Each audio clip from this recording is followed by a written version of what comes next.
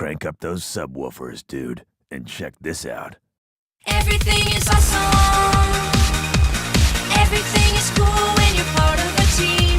Everything is awesome when we live in our dream. Everything is better when we stick together. Side by side. The name Lego is an abbreviation of the two Danish words lie godt, meaning play well. In 1916, Ole Kirk Christiansen purchased a woodworking shop in Denmark that constructed houses and furnitures. After a few years in business, the workshop was struggling. Ole had to think of something else if he wanted to remain in business. After experimenting with a few other projects, the workshop began producing wooden toys, piggy banks, JoJo's, pool toys, cars, trucks, and miniature houses. Following World War II, Ole's son Gottfred began working for the company which now officially went by the name of Lego. In 1947, Ole and Gottfred obtained samples of interlocking plastic bricks produced by the British company Kiddicraft. Kiddicraft called them self-locking building bricks. Inspired by this, the Lego Group began producing its own bricks, which they instead called automatic binding bricks. In the coming years, the company grew exponentially under the leadership of Ole's son, Gottfred, since Ole had passed away. The production of wooden toys was abandoned completely as the company now solely focused on working with plastics. The Legoland Park was opened in Denmark, and as the bricks grew in popularity, Lego quickly became a household name all over the world. Let's now discuss the 3 C's for Lego. Anyone who is above the age of 2 is a customer for Lego. Also adults, because Lego makes some complex toys for adults too. It's considered a lifestyle brand. Boys and girls are both customers of Lego because there's a special line of products for girls called Lego Friends. There are some direct competitors which make bricks such as Coco Bricks, Mega Bloks, a subsidiary of Mattel, Tyco Toys, Hasbro, and Sick Bricks. Then there are some indirect competitors, such as creativity-stimulating toys such as Play-Doh, Etch-a-Sketch, Toys to Life. What are Lego's competencies? The first competency is its product. It is high quality and it is trusted by parents and kids worldwide for its education and its value. The second are its markets. It's extremely well established in Europe, where 70% of Lego sells in Western Europe and in the US. And lastly is the Lego brand. Lego has been announced again and again by the world's best brand from Brand Finance. In year 2000, Lego company's turnover shrunk by 3%. Even not so much in the business sense, but it was just the start. The company was believed by many to have lost its focus. Lego management team put in great effort and huge plans to refocus the group, to stimulate imagination, creativity, and learning. Despite management's effort, after Reborn in 2001, the year Lego returned to profit, the company's revenue started to plunge again in 2003 with a 30% negative growth, and even worse, another 10% negative growth in the year following. Net loss amounted to over 200 million as compared to a net earning of over 300 million in the previous year. As a result, substantial inventories were built up. Inventory in some stores grew by 40%, reaching twice the amount of acceptable stock. The decline of the company in some sense dated back to the mid-90s or even the late 80s, when the company looked forward to predict the behavior of its next generation customers. As Lego reached on the conclusion that the millennials, or the so-called digital natives, are too lack of patience to entertain themselves with traditional Lego product. Bearing the research result in mind, Lego went through a long journey of finding out what might work for the new expectations of their customers. They built up Legolands, opened up children's clothing lines, initiated video games, books, magazines, televisions, and even retail stores. Until in 2004, the management finally realized that their perception about the new generation was totally wrong. At this juncture, we begin to wonder how the firm achieved such a massive turnaround in fortune. Enter Jürgen Vic Nutstop, regarded as the man who rescued Lego. Nutstop, a former McKinsey consultant, joined the firm in 2001 and took on a number of leadership roles before being named CEO in 2004.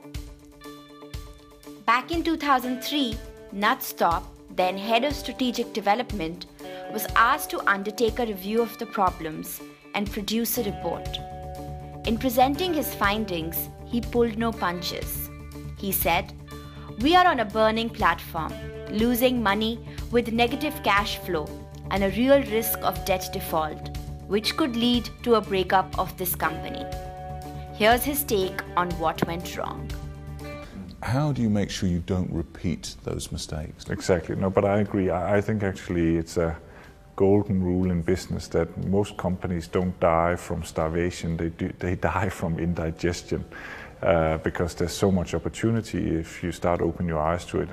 One of the rules I stick to is you can really only build an adjacency to your core business every 3 to 5 years, because it's such a major undertaking in terms of culture and capabilities. And that's what we did wrong in the past. Rather than doing one adjacency every 3 to 5 years, we did 3 to 5 adjacencies every year. So I think that's what nearly killed us. The other thing it does, by the way, of course, is that people lose focus on their core business as they pursue these new adjacencies that become the new sexy thing to do. And so for me, a major paradigm shift is the core business is what is the most exciting. Mr. Nutstop coached Lego through a beautiful turnaround in the following decade. From an operating loss in 2004 to 34.5% return on sales in 2015. Revenue quadrupled with an 18% compounded annual growth rate. Lego is forged into the Lego we take as granted today. Hi, we're here at the Lego certified store in Vivo City to find out what customers think about Lego. Let's go and find out. But do you play with Lego? Why do you like Lego? Because it's fun and it helps me to build my brain. That's nice. Do you have any favorite Lego sets? What do you usually play? Lego City, Lego Creator, what do you like? Or the basic blocks? All kinds of Lego. All kinds of Lego. Since when have you been using Lego? Since young, like 5-6 years old. Actually, because I could make anything. Because you can make anything. Yes. Okay. Because he do it. Why do you like Minecraft? What? Why do you like Minecraft? Why do you like Minecraft? Because Minecraft can make. Because everything is made up.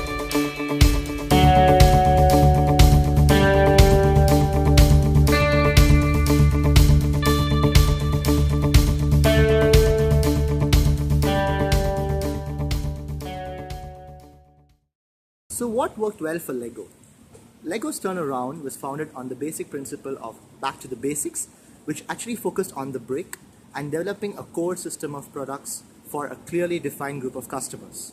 They let go of the Legoland parks and the Legoland stores, which were A, capital intensive, and B, an expensive distraction for the management and to the overall direction of the firm. Lego connected with their retailers and their customers. They changed the way they conducted business with their retailers by delivering the right kit in the right number at the right time. They connected with their customers by conducting focus groups and studies to understand what their customers, kids and adults, sought from Lego. Lego charted a clear business plan for the company with different objectives in different stages, and these were communicated throughout Lego. Stage 1, stabilizing the company and ensuring survival. Stage 2, establishing profitable core business. And Stage 3, ensure organic growth for Lego. Yeah, partner. I was just wondering, diversification is such an important strategy. All big businesses do it. Even Lego did it. But eventually they came back to basics, started focusing on their brick. Why did it not work for them?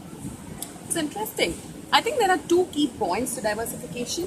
The first one being you either do something that adds on to your value proposition, or you use your existing capabilities to expand into different businesses. What about Berkshire Hathaway? They invested in different companies in different industries, but their diversification was very successful. Yeah, it's a very good example to my first point, because I think they use the existing capabilities, which is investing, and that they were very good at that, and they use that to expand into very different businesses.